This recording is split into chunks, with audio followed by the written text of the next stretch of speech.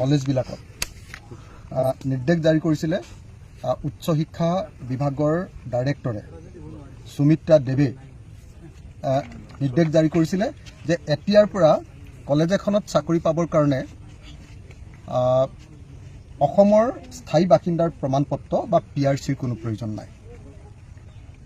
এটোক লৈ সমগ্ৰ অসমজুৰি ব্যাপক প্ৰতিবাদ হৈছিলে আৰু ব্যাপক প্ৰতিবাদৰ ফলস্বৰূপে অসমৰ মুখ্যমন্ত্ৰী আৰু অসমৰ শিক্ষামন্ত্ৰীয়ে কালিৰ উচ্চ শিক্ষা বিভাগৰ যিখন জাননী আজি সেইখন নাকচ কৰা হ'ল বুলি ঘোষণা কৰিছে।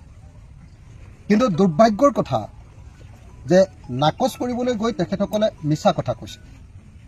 মিছা কথা এই কাৰণেই কৈছে যে ডক্টৰ ৰণোজ পেগু আৰু ডক্টৰ হিমন্ত বিশ্ব শৰ্মাই কৈছে যে তেওঁলোকক নজনোৱাকৈ উচ্চ শিক্ষা বিভাগে এনেকুৱা ধৰণৰ জাননী জাৰি কৰিছে। এইটো সম্পূৰ্ণ মিছা।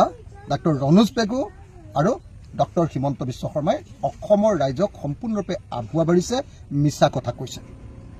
কাৰণ এই যিখন জাননী উচ্চ শিক্ষা বিভাগৰ পৰা সুমিত্ৰা দেৱ ডাঙৰীয়ানীয়ে ডাইৰেক্টৰে প্ৰচাৰ কৰিছিলে, সেইখনতে স্পষ্টকৈ লিখি থোৱা আছে যে সেইটো তেখেতৰ কথা নহয়, গভৰ্ণমেণ্টে তেখেতক ডাইৰেকশ্যন দিছে এই নিৰ্দেশটো দিবৰ কাৰণে।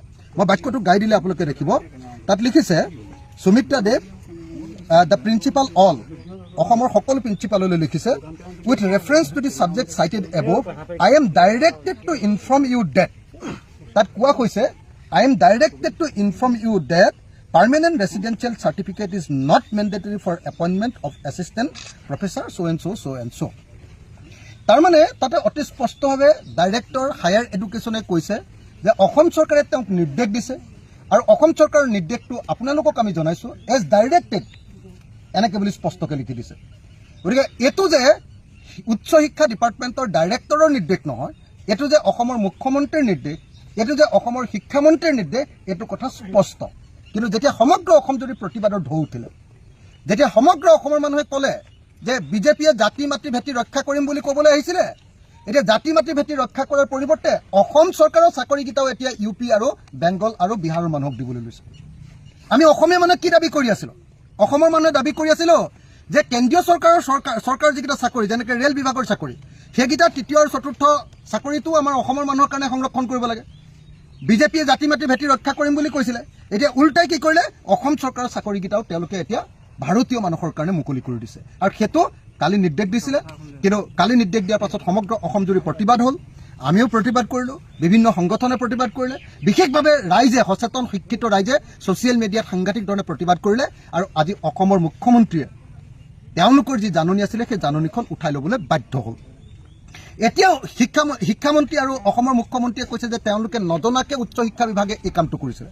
কেতিয়াও নহয়, এই জাননীখনত লিখি থোৱা আছে যে গভৰ্ণমেণ্টৰ নিৰ্দেশ অনুসৰিহে আচলতে তেওঁ এই কথাখিনি কৈছে। সুমিত্ৰা দেৱ আপোনাৰ উচ্চ শিক্ষা বিভাগৰ ডাইৰেক্টৰে কৈছে, সঞ্চালিকাই কৈছে, সেই কথাটো উল্লেখ কৰি থোৱা আছে।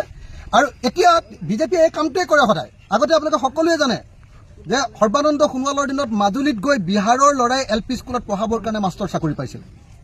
তেওঁ না অসমীয়া ভাষা জানে, না মিচিং ভাষা জানে। মিচিং গাঁৱত LP স্কুলৰ মাষ্টৰ পাইছে, হিন্দী ভাষাহে জানে, তাৰ বাহিৰে আন একো ভাষা নাজানে। এইটো মানে বিজেপিৰ কি, এক দেশ এক শাসন ব্যৱস্থা, এক দেশ এক ধৰ্ম, এক দেশ এক সংস্কৃতি, এক দেশ এক ভাষা।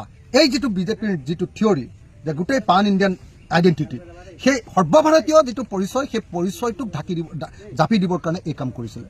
আৰু এতিয়া যেতিয়া অসমৰ মানুহে মাৰ দিলে, তেওঁলোকক উল্টাই ধৰিলে, মাহৰ দেখি কি তিলে বেট মেলা বুলি কয়নে নাই, মাহৰ মাৰ দেখি তিলে বেট মেলিলে। যেতিয়া গোটেই অসমৰ মানুহ জাগি গৈ উঠল যে বিজেপিয়ে আমাৰ চাকৰিকেইটা খাই পেলাব খুজিছে, অসমৰ মানুহক চাকৰি নকয় UPৰ মানুহক চাকৰি দিবলৈ লৈছে, বিহাৰৰ মানুহক চাকৰি দিবলৈ লৈছে, পশ্চিমবংগৰ মানুহক অসমৰ চাকৰিকেইটা দিবলৈ লৈছে, এই বুলি যেতিয়া হাল্লা লগাই দিলে আৰু চৰকাৰক আমি নামানো বুলি ক'লে, তেতিয়াই হিমন্ত বিশ্ব শৰ্মা আৰু ডক্টৰ ৰণোজ পেগুৱে এতিয়া আনৰ ওপৰত দুখ জাপি দি চৰকাৰখনৰ দায়িত্বটো পৰা আঁতৰিব খুজিছে। আমি চৰকাৰক সকীয়াই দিছোঁ যে তেওঁলোকৰ বিজেপি RSSৰ যিটো এক দেশ এক শাসন ব্যৱস্থা, এই নীতি অসমত নচলিব। ইয়াৰ চাকৰি অসমৰ মানুহৰ কাৰণে সংৰক্ষণ হ'ব লাগিব। বৰং কেন্দ্ৰীয় চৰকাৰৰ যি তৃতীয় আৰু চতুৰ্থ শ্ৰেণীৰ চাকৰি, সেইটো আমাৰ অসমৰ মানুহৰ কাৰণেহে সংৰক্ষণ হ'ব লাগিব, স্থানীয় মানুহৰ কাৰণে সংৰক্ষণ হ'ব লাগিব। ইয়াত তেওঁলোকে যিটো কৈছে যে ইয়াত স্থায়ী বাসিন্দাৰ প্ৰমাণপত্ৰ নালাগে, 1 নম্বৰ কৈছে। 2 নম্বৰ কৈছে যে আপোনাৰ মেণ্ডেটৰী নহয় ভাষা জ্ঞানটো। আগতে আছিলে কি, অসমত যদি চাকৰি পাবলৈ হয় অসমীয়া ভাষাটো জানিব লাগে।